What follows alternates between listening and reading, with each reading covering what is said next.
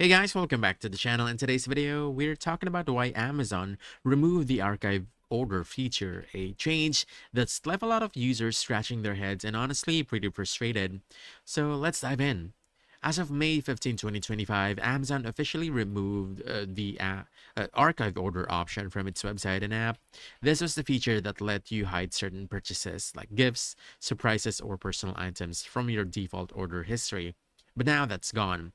Everything you've ever bought is fully visible in your main order list, and there's no longer a way to tuck those items away.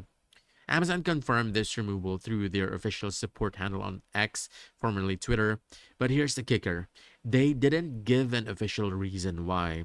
Still, there are a few logical guesses behind this decision. First, it could be due to low user engagement.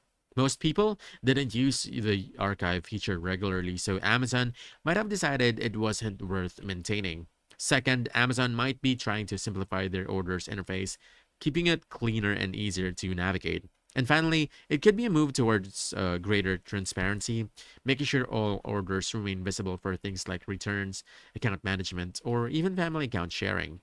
Of course, this change hasn't gone over well. Many users on Reddit and Amazon's own forums have voiced their frustration, especially those who use archiving to keep things private or just to stay organized.